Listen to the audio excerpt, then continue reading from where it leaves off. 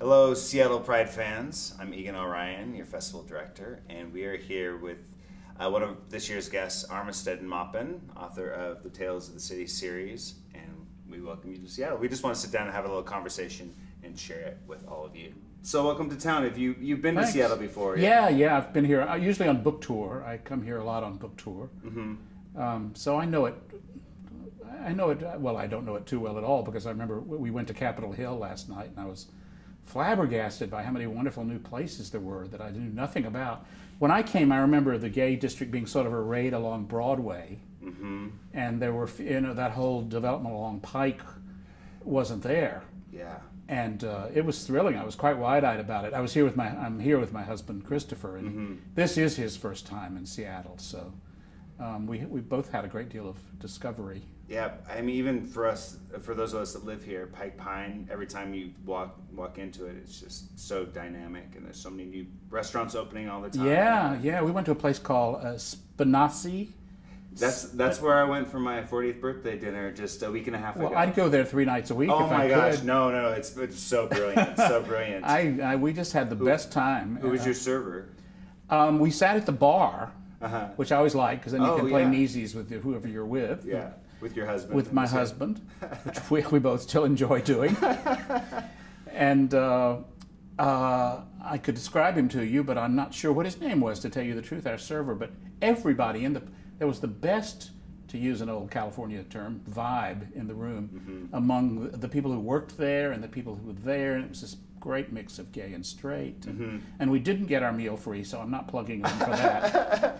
I just loved it. It was wonderful. Yeah, it's one of my favorites as well. Well, and that's interesting you say that, because I was going to reference Pike Pine as being this strange mix of gay and straight, where it doesn't really matter. I don't know if that...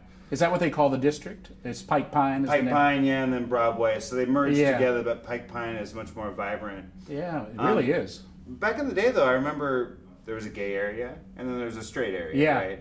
And it seems to be melding a lot more. Well, that's what we felt, and it was just amazing. What about San Francisco?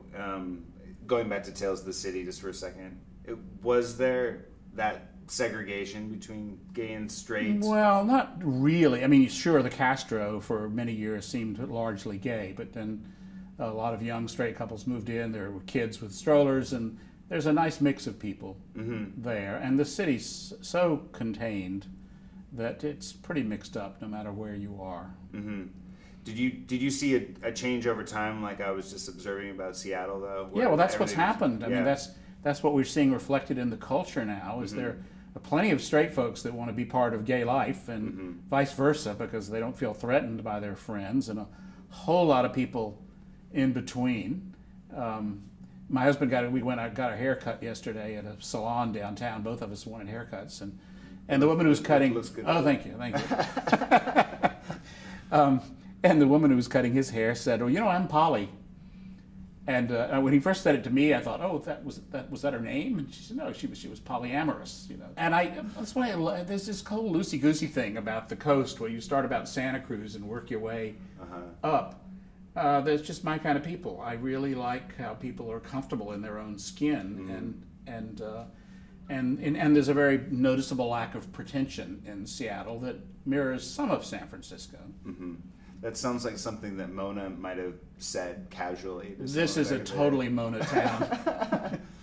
This is actually, Mona moved here. Mona Ramsey, my character, Mrs. Madrigal's daughter, moved to I believe it was Capitol Hill in the 80s, and I set a few scenes here. I didn't know it very well, but I tossed out names like the S&M Market, which I thought was hilarious.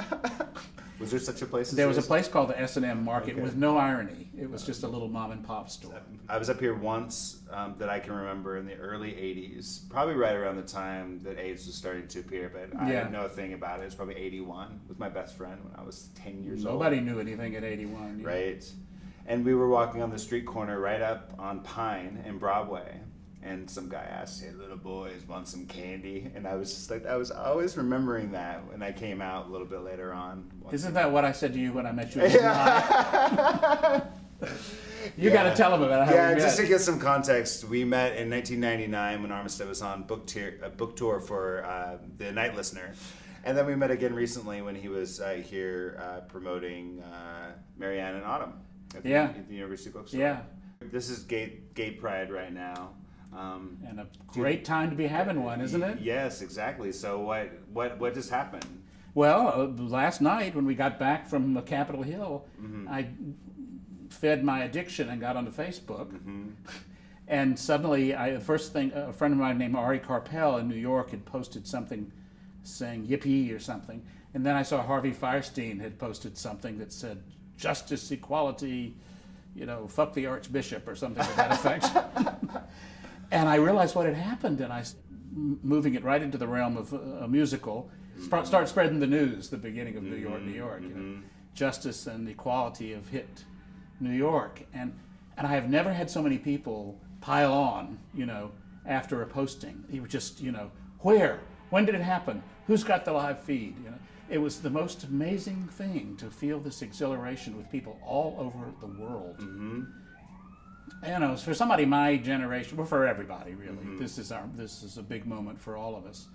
But when you've been part of this battle for such a long time, and it feels, it's 2 steps forward and 1 step back, to see something big like this happen is quite exhilarating. Well, and I completely agree, and we're sort of at a point too when we've got so many straight allies. Yeah. That everyone celebrates it. This is like a civil rights victory. They were on there. Yeah. My Facebook friends are a wide variety of people, and they were all on there, and I thought, this has changed too. It used to be they didn't even write about, they'd say, gays and lesbians are happy because of this or that has happened. There was never the assumption that there might be people who were part of the straight population who would think this was justice as well. I got notified from one of my straight friends in New York, and they said, in New York, we just made love legal. Yeah. No, and it's that simple. Yeah. That's exactly what has been going on, and that's why it's a revolution that will not go away. No matter what they do, no matter who's in charge, we transcend all other things, the thing that we feel in our hearts, what we need, what we require. It's a very basic human instinct to bond with another person and to feel security and home. And all of those things are tied up in this issue. The reason that the opposition is losing is that they can't get sex off their mind. We're the ones who know what the larger issues are. We know that it's about, family and love. And yes, it's about sex too, because that's a basic human right. Right. It's a great time to be alive. I'm really happy I made it, and I'm part of my joy. I try to feel the joy of the friends that I left behind, the ones that didn't make it. I was going to ask about that because we were recognizing 30 years of AIDS this year, and at that time getting a little bit emotional thinking about it.